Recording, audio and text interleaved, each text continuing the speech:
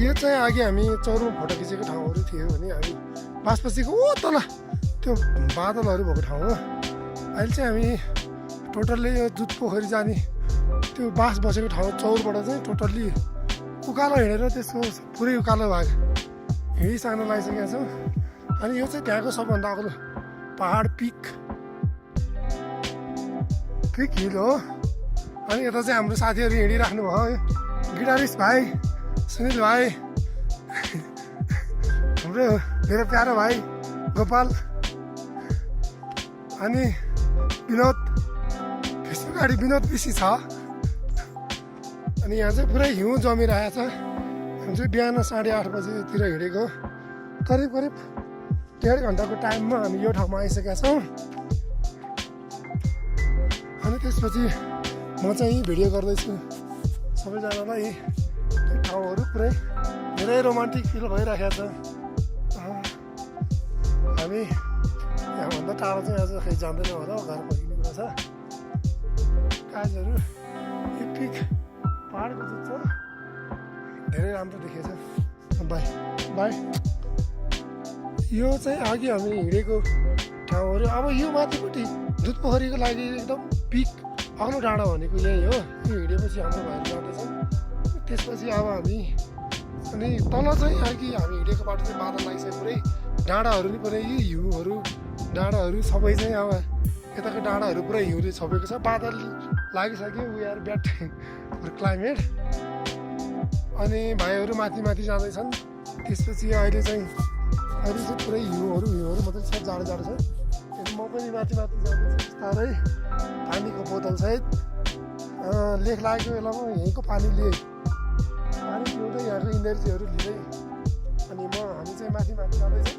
अब हाम्रो डेस्टिनेसन भनेको चाहिँ त्यो माथिपट्टिको डाँडा हो। त्यहाँ पुगेपछि हामी फर्किन्छ मलाई लगभग। मौसमले चाहिँ खासै साथ दिइरहेको छैन, तैपनि धेरै राम्रो ठाउँमा आइएछ।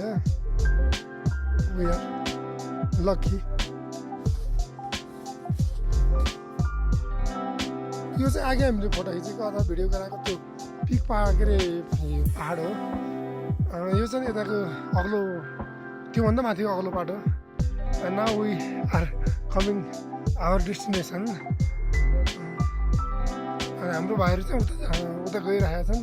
त्यहाँबाट चाहिँ हिमाल साह्रै राम्रो देखिँदो रहेछ भन्ने अनुमान थिएँ। अनि अहिले चाहिँ बादलले छेक्न चाहिँ छेकिरहेको छ, तैपनि जोस जाँगर उत्साहले चाहिँ एकदम टाढा पुगिरहेका छन्। अनि यताको चाहिँ हामीले अघि माथिपट्टितिर गराएको भिडियोको डाँडाको बाटो। अनि यता चाहिँ अब यो यता चाहिँ उत्तरतिरको पाहाडको भिडियो हो। दिन चाहिँ अब बादल लागेर खासै ठिक भइरहेको छैन। अनि हाम्रो सुनिल भाइ पनि अब त्यही बाटोतर्फ जाँदैछन्। अनि बिस्तारै अब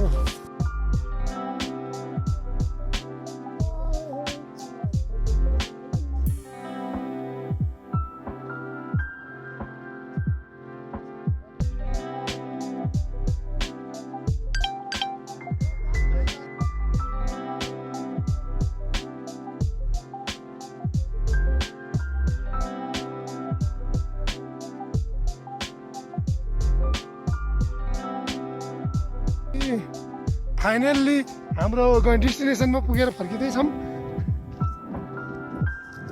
अनि यो डेस्टिनेसनबाट फर्किँदैको मोमेन्ट हो। हामी धेरै खुसी छौँ।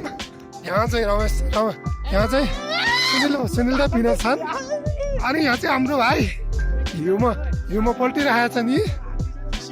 खुसीले ह्याप्पी मोमेन्टले खुसीको हद भएर हिउँमा पल्टिरहेको। अहिले हामी खुसी सेलिब्रेसनमा हो।